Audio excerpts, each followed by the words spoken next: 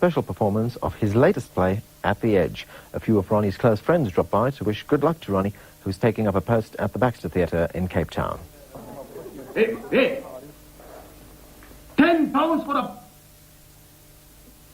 good time, girl. Uncle, she was a white good time girl. Anyway, I walked past her like that, and I winked at her. She followed me to my car. Uncle, what happened? Just as she was about to get in, this plain-clothes policeman comes and arrests me, Uncle. Hey, you blitz-em! What about you? The curry got your backside hot, eh? There's a bit vrouw, man! Uncle, I was charged with crime and injury.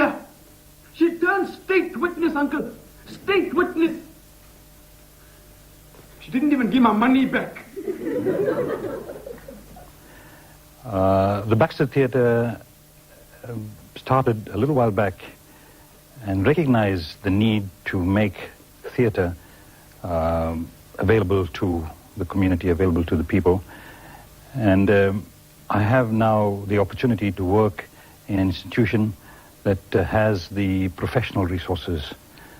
And it is for this reason primarily that I've decided to relocate to Cape Town. But this doesn't mean that I'm going to cut off completely from Durban. I will be doing plays and hopefully have them produced wherever they are applicable. Look, I'm putting my head on the block here. Huh?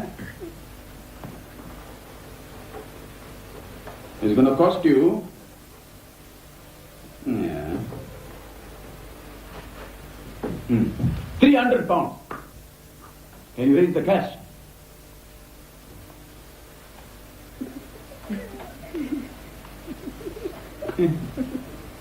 Uncle,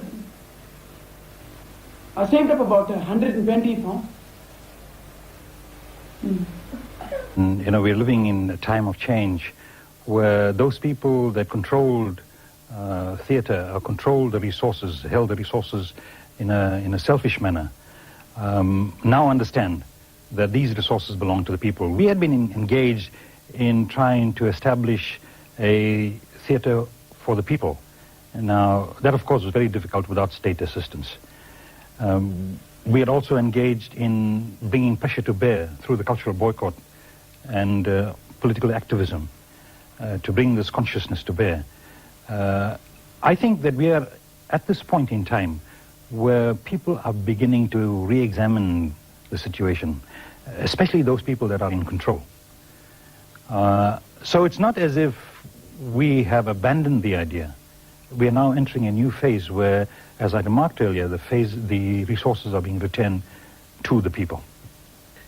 Working with Ronnie Govender gave me a head start because, I mean, he lived right there. He writes about a life he lived there, you know. So in that case, in that sense, it was good working with him because I was able to draw so much from him, and we struck up a good relationship because we were able to work together on fleshing out a lot of what he had envisaged at first, and then eventually sat down and got onto paper and then transferring it onto stage. In that sense, the relationship was good for the show. It was wonderful, yeah. I am a Natal boy in the sense that, you know, I identify with the heart where I was born. I have a sense of identity, but I think this extends right throughout South Africa. I feel at home at the Karoo. I feel at home in the Drakensberg, and I'll feel at home on Table Mountain. I mean, this is my land. So I think that, you know, even although I've written about people within a certain sort of geographical entity, I've written about people. I've written about these people because I understand them and I know them intimately. But I think that these people belong in the country, and that's beyond the borders of Natal.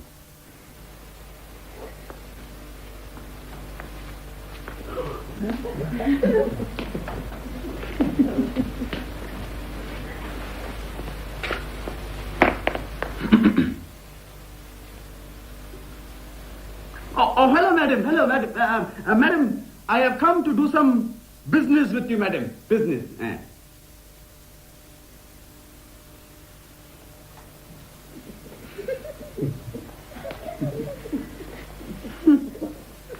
I know, honey. Come inside. I don't want the neighbors to see your black face, man. Come. Okay. Listen, doll. The charge is £5 payable in advance. Okay, £5, please. How much? £5, eh? I was prepared to pay £10 for this. Of course, I've tried to look at life as honestly as possible, and I consider myself a first, just looking at life. And however, I mean, most of my life has been spent in the administration of sport and theatre in a disadvantaged situation, and that was time-consuming. Now I think, to a greater extent, I will have a lot more time to work in a theatre, and allow me to a little more extensively in the theatre. But he's got plans for stuff here, and I can see us working together again. So it's good this time. It's a marketing manager. But the primrose Comprise At the Edge, and other stories that weren't presented within At the Edge was postponed, sentimental. But it's always difficult to tear yourself away from your roots. It's very difficult. And I suppose this has confronted, this kind of situation a lot of people have had to face. And I think that what gives me the strength is the fact that there's this tremendous hope and belief that people caught up in a situation of disadvantage have always displayed. People before me, people who have died for the cause. That's the greatest possible sacrifice. I take hope from that kind of thing, and I say, well, okay, sometimes or the other we've got to tear ourselves away, but for greater things.